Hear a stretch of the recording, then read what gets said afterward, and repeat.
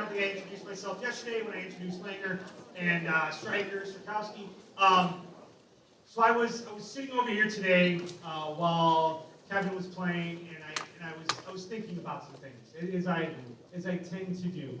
And I realized that as of yet I haven't heard maybe. I don't know if we've applauded you, the crowd, enough. So I want to thank you for being a phenomenal crowd so far. Give yourselves a round of applause. In turn, it made me think about like all the things that are wondrous about Friend High School. And of all the things, and I've coached multiple sports here, I've been involved in different activities, and had a lot of different things that I've been involved in 20 years.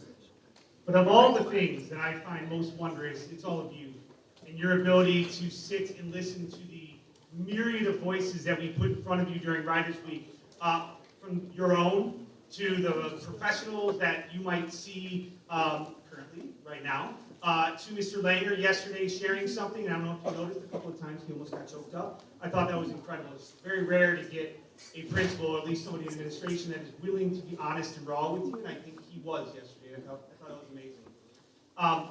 So really, I just want you to know that this week, and the moments you have here, the thoughts that you have, and Kevin's actually going to probably talk about it a little bit, you should remember these things. You should write them down. And I know Twitter and Snap and Instagram and all the different social medias you use to capture these moments. Let them be your memories. Find a way to capture those and keep those. It's one of the things that I enjoy about Kevin as a musician. All of his music, although I think he thinks some of it is dark, it's always hope. It's always a reminder that in spite of all the things going on in our lives, COVID, the difficulties of, for some of us, being a parent, and the difficulties of dealing with an AP class in college, in spite of all that, you have these amazing moments and things that give you hope, and you need to cling to those. So Kevin has his 4th album coming out here very, very soon. I'll let you explain how you're going to release it, because I thought that was brilliant. I love that. He's been here 5 times before, so I guess at this point he's definitely a regular and also a favorite. If you could please give a warm, hearty welcome to our presenter and friend, Kevin.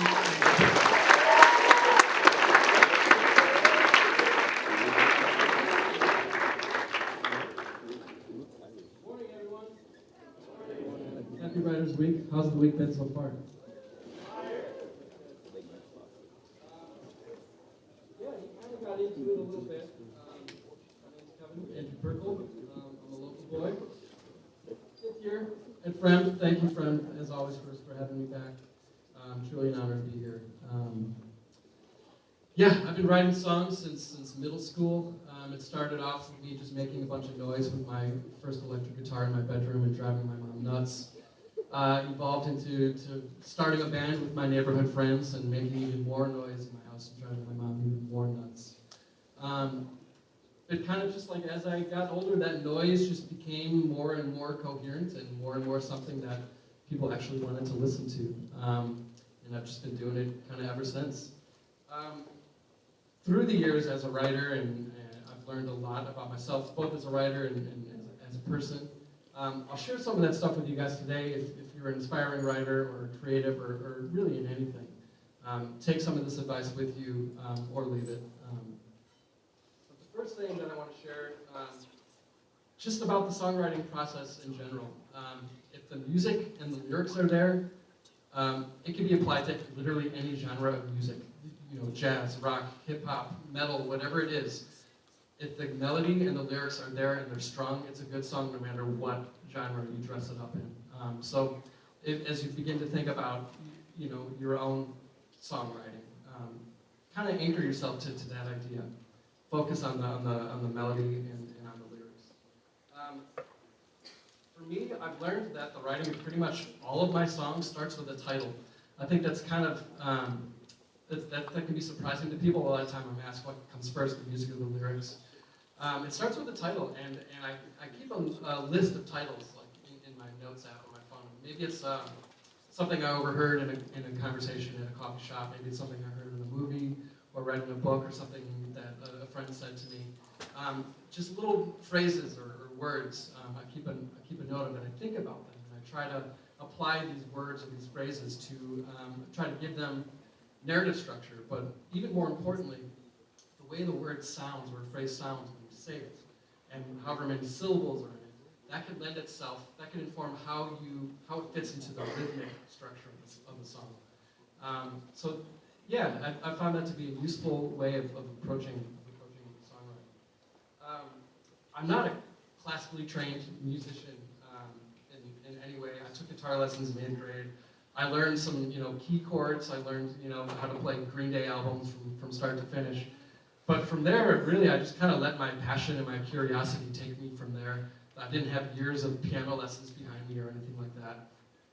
I think when I pick up my guitar, I kind of have my comfy zones, where I go, and I always tend to go to the same chords, and that's very limiting when you're trying to stretch out and write something that's new to you. But don't get me wrong, if you are a classically trained musician or you want to be, that is a superpower, man. Like, I don't know what my songs would be without my band, who are all classically trained musicians, and they're able to bring their expertise to make the songs even better than they are just with me playing them. But that said, if you do want to be a songwriter, but you're not a classically trained musician, and you don't want to be, don't let that stop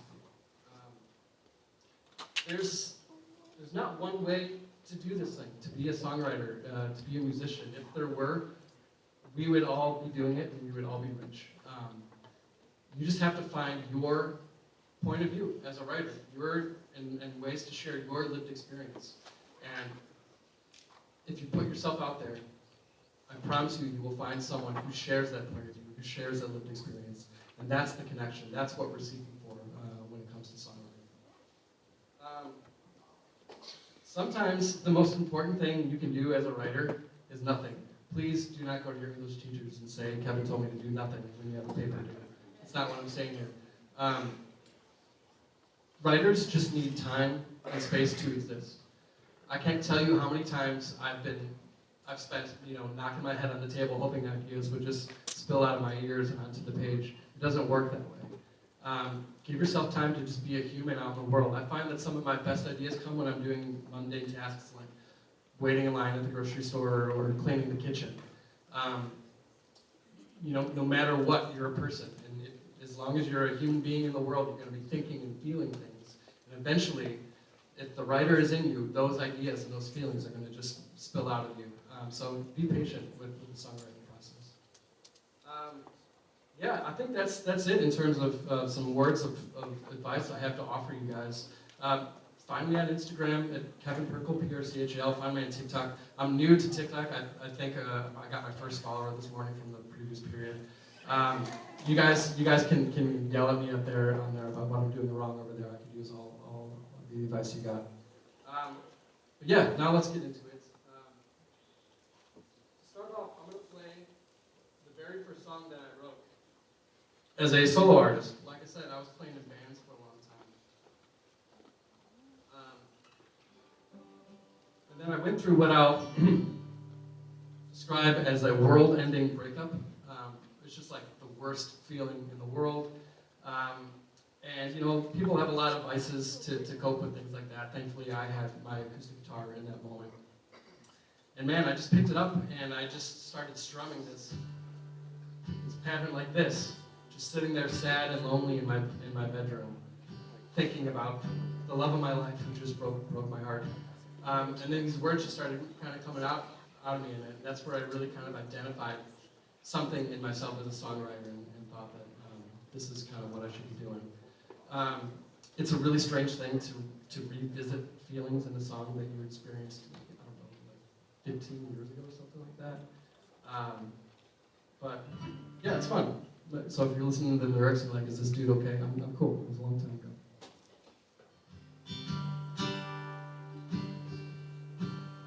It's called The Settling Cliches. I would do anything to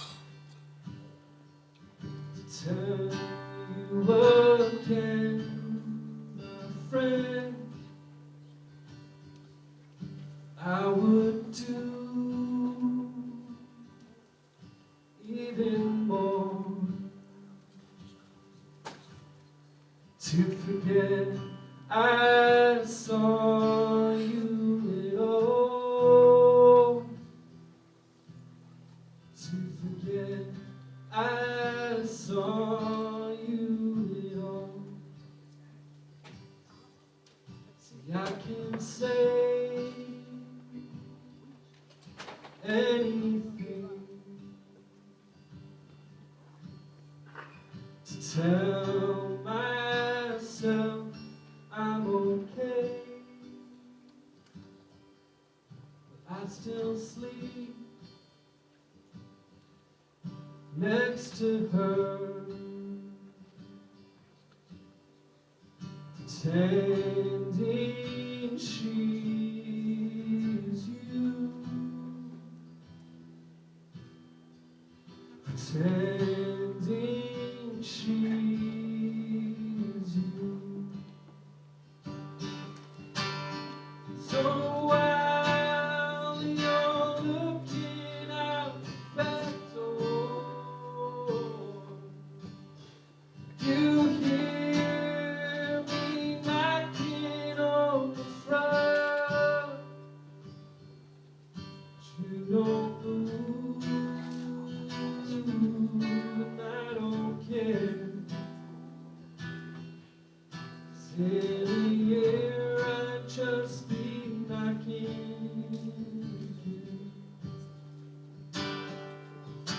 Used to cry, I still do. Now I've compromised.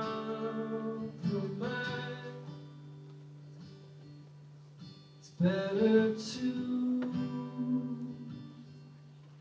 lost you and to never have had you at all. And to never have had you at all. So while you're looking out that door, you hear me knocking on the front, but you don't move, and I don't care. 'Cause in here I'd just be knocking.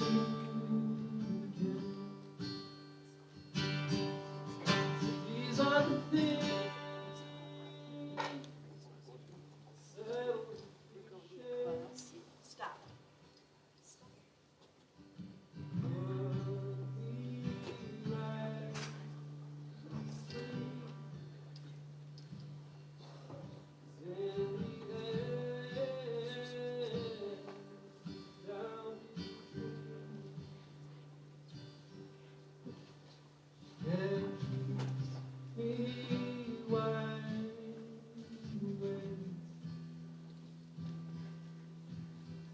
That keeps me wide.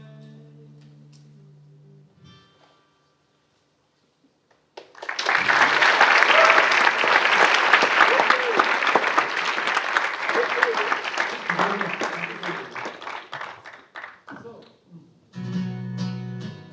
that was the very first song that I wrote as a solo act. I'm going to play you guys the newest song that I've written as a solo act. I've written a new record. It leans very pop, and I'm very excited about it. But I'm going to be releasing it one song at a time throughout the year, maybe every couple months or so. This is one of those tunes. It's called Dreamland. I played it for the very first time, performed it for the very first time, just the last period. And I haven't fully processed or don't fully understand what it means to me just yet. But I started, like I said, a song starts with a title. I was thinking about this word dreamland and thinking about all the ways in which I and us as a society live in dreamland. I was thinking about me and my family at home living in our own little kind of slice of heaven and how we're removed from all the horrors of the world. I think about media dreamland and an escape from everything that's happening in the world, many of the urgent things happening in the world. And in the last verse you hear, I reference a friend of mine who passed away, who was struggling for a long time, and I think about, where was I at the time when he was struggling? What was I doing that was so important? So yeah, the song is called Dreamland. Hope you guys see it.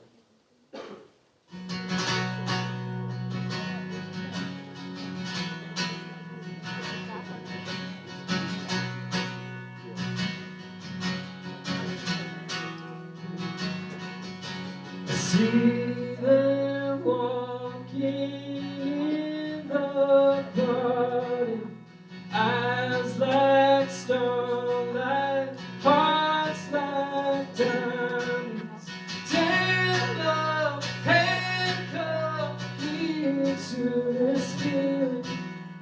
Looking down now, everything's looking up from me.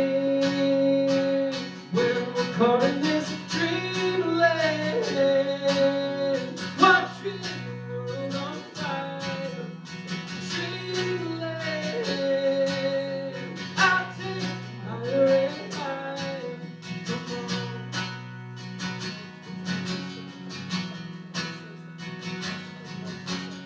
The spills no thrill, turn the chain, streaming, feeling, light a candle. Dim I can't lie, I don't know why I'm here. Doing tonight, everything looks the same from here. Dreamland, watching the world on fire. Dreamland, I'll take you higher and higher.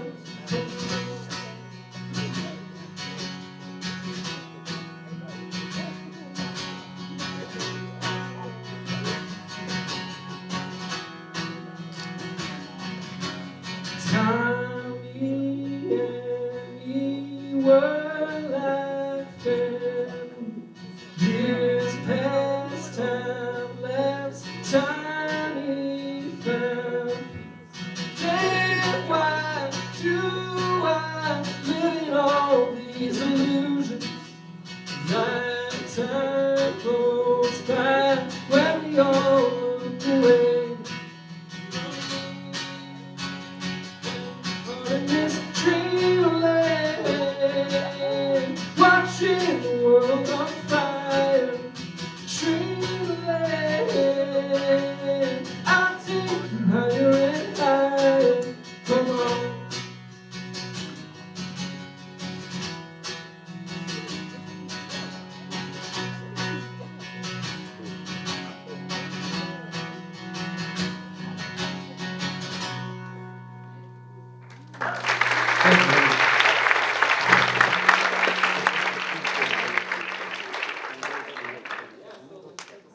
This newest record that I made and would be releasing over the next year leans very pop. So that song, there's no guitar on it at all. It's all very kind of synth based. So excited for you guys to hear that one. I think now's a good time for some questions. Open it up to the audience if you have any questions about me, my songs, writing in general.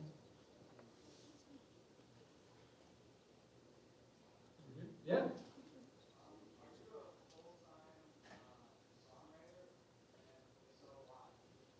I'm not.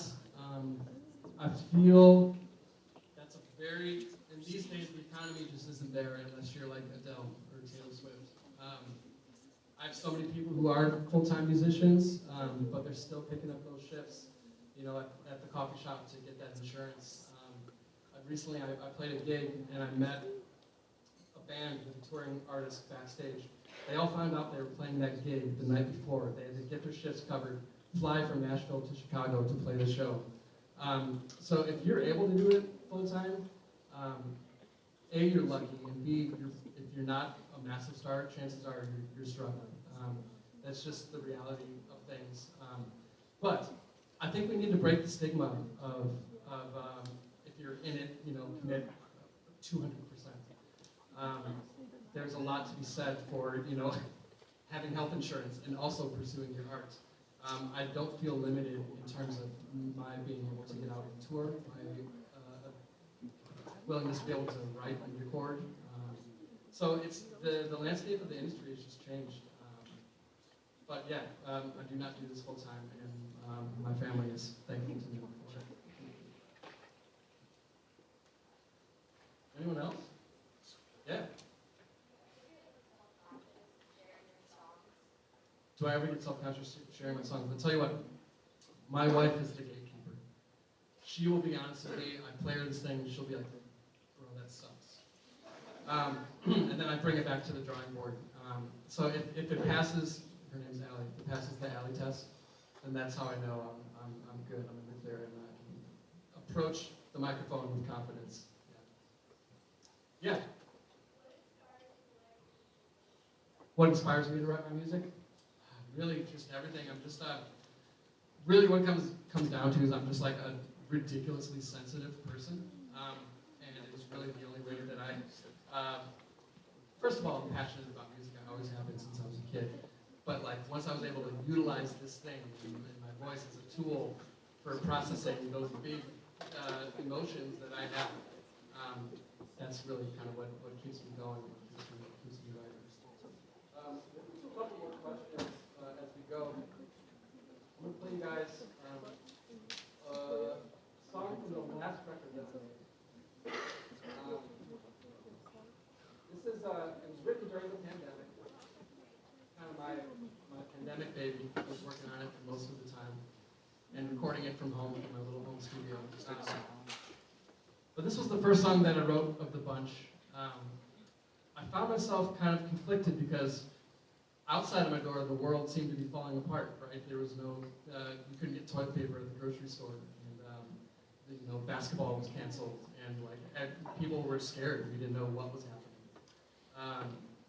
But on the same end, inside of my house, I was home with my wife and daughter every single day, and I was experiencing some of the most profound joy that I've ever experienced in my life, just getting to be with them day after day. And so it was a really interesting time in my life, and this song was me kind of trying to come to grips with that and what that meant.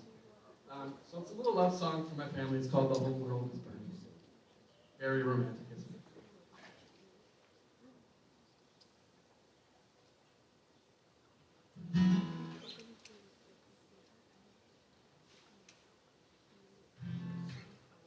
Looking up, looking round at all the ashes coming down. What a sight, what a view. Now is done. We can do. So won't you dance with me, baby? I know it seems crazy with all of this fire and blue. Should be concerning. The whole world is burning, but all I can think is I love you.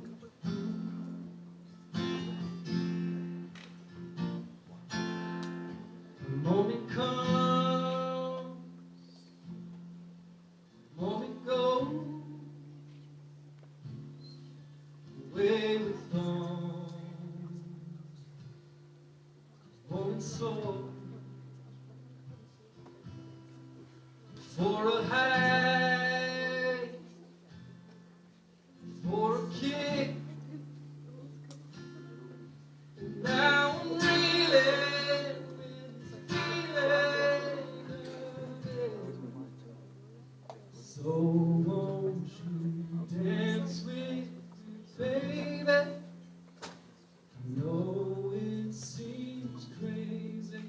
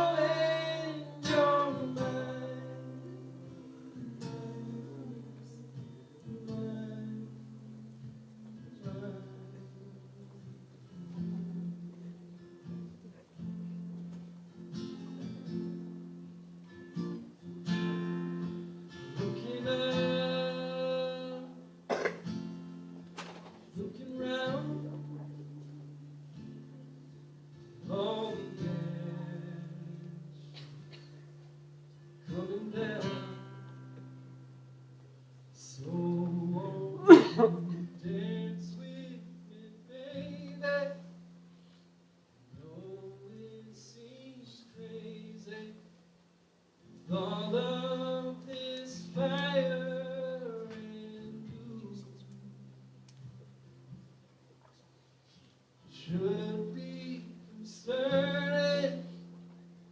The whole world is burning, but all I think is that I love you. It's all I can think is that I love you.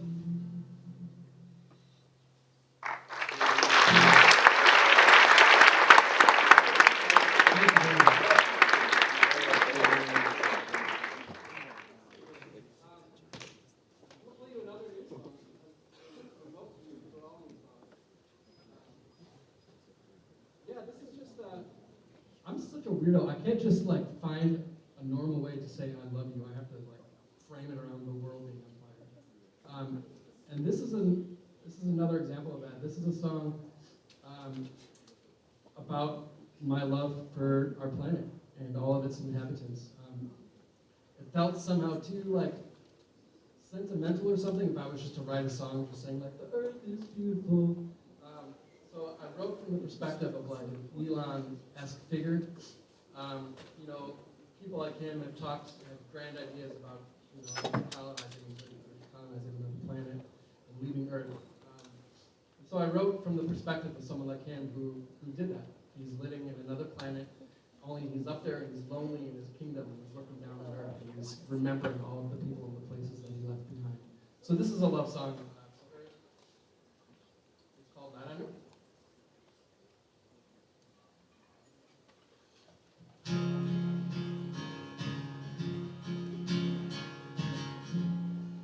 How was it possible to prove like you? You were a miracle and only like running down, looking down from my castle in the sky, just wondering how. Doing how you love tonight. I wanna see you in the streetlights. I wanna feel the falling rain. I got no peace in the hidden stars beneath my wings. Living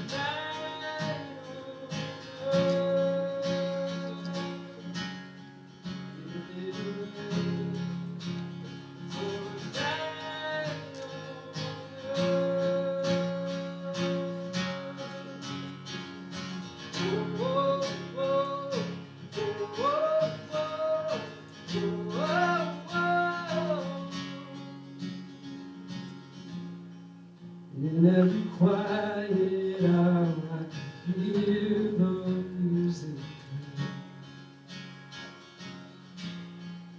In every wild train, I'm in your perfume. When I wake, can't escape, feeling that you're looking. It's not enough. I need you in my arms tonight. I wanna see you in the streetlights. I wanna feel the falling rain. I got it all. The stars give it away. For a night on earth, give it away. For a night on earth. Oh, oh, oh, oh, oh, oh, oh,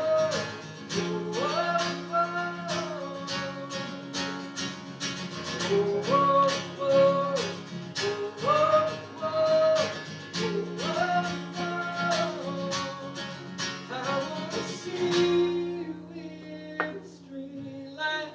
I wanna feel falling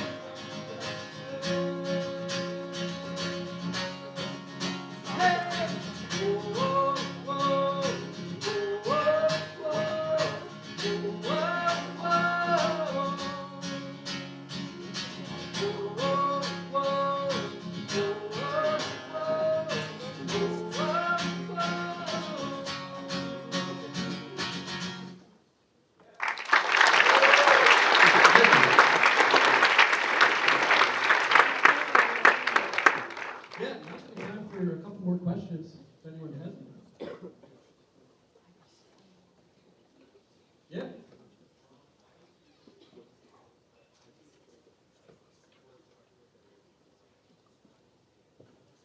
Yeah, so the question was, I start with song titles, but how do I come up with the chord progressions and all that?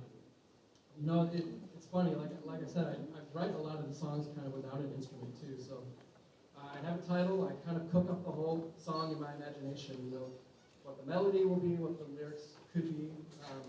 Then once I have that, that's when I bring it to an instrument, and I start trying to find the chords to fit the melody in my head, rather than having an idea and trying to find the chords for them. So it's kind of my backwards way of doing it, but I find that it gives me more flexibility to step outside of my comfort zones, because everyone has them as a musician. So that's just kind of my process. Yeah.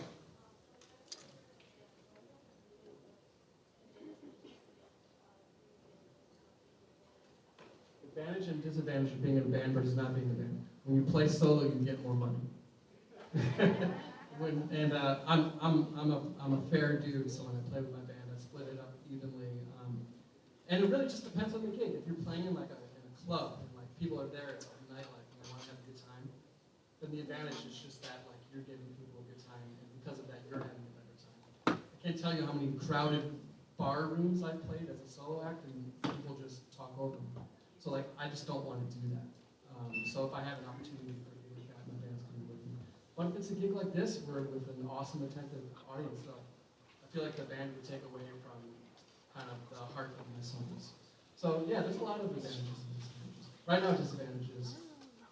All of us have small children, and it's literally impossible to find the time and energy to get together to rehearse. So it's a lot easier to be with someone. Yeah.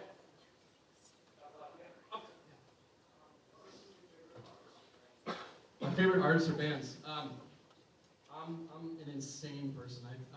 People say they love all kinds of music. I legitimately love all kinds of music. I was saying last night I introduced my daughters to Metallica for the first time, which was a lot of fun. I'm always listening to film scores. I'm a big movie lover, and that just is a nice kind of a go-to listening experience for me.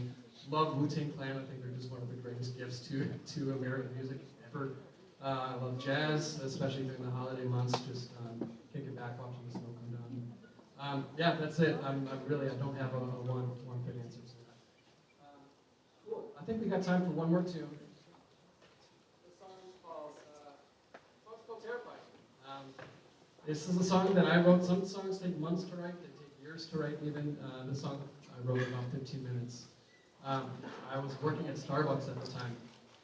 And I remember I was running late, and that's because I was trying to get out every single word that was coming out of me for the song onto a piece of paper, while also tying my shoes and rushing out the door to make it to work. But yeah, 15 minutes, and it's been with me for many years now. Terrified.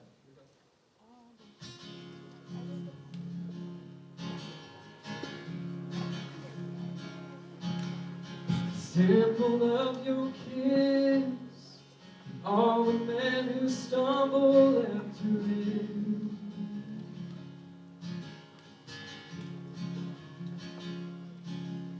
The measure of your dress, the wooden cross that hangs between your breasts.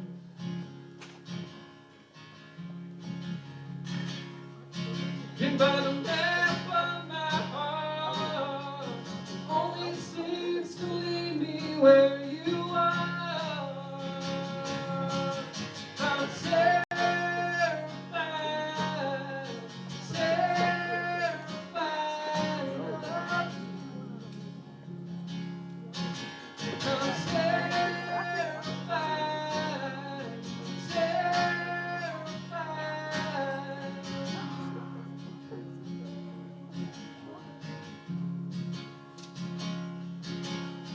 Fairness of your truth, coward of my tongue,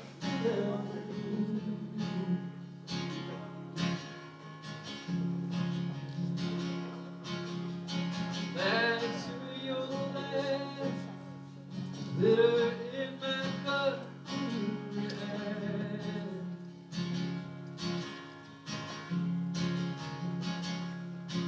and by the burning of my touch, and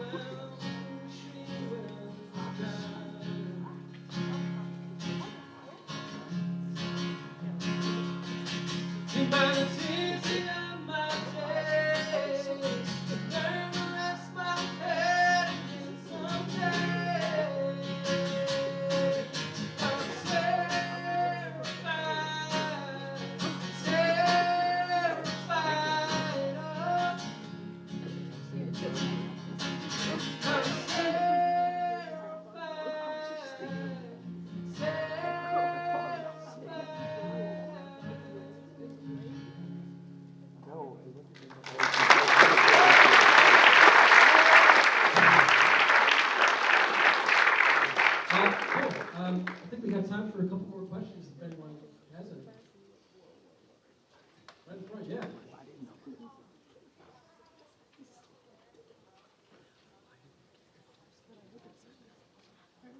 Do I ever have just the lyrics and no melody, or just the melody and no lyrics? It's more common that I have a melody and no lyrics.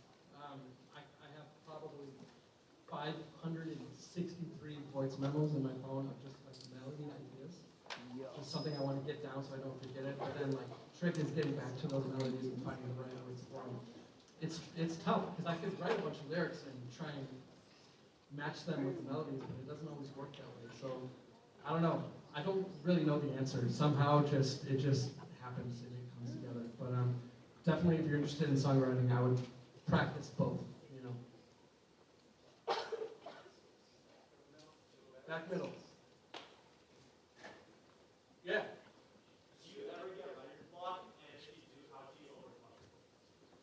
Do I ever get writer's block? And if I do, how do I overcome it? Yeah, I lock myself in my room and I cry for like 4 weeks straight. And my wife has to bring me my dinners, and I neglect my children. No, I'm kidding. Like I said, I just go about my life. Like I said, sometimes the best thing you can do as a writer is absolutely nothing when it comes to the songwriting process. I just go about my day. You know, I get up, I get ready for the day, I go on a walk, clean the kitchen, all those things. But as I'm going through that day, like I'm still thinking about, you know, feeling things, and eventually all of those thoughts and feelings will kind of come out. And one more, yeah. Oh, I'm sorry. My favorite song from well, I have 4 albums. I don't think I have one. My answer to like what's my favorite song is always the one that I'm currently working on, because that's the one that I'm most invested in, the one that I'm most excited about. Thank you guys so much. Find me Instagram and TikTok, Kevin Purple, PRCHAL. Thank you for your time. I'll see you next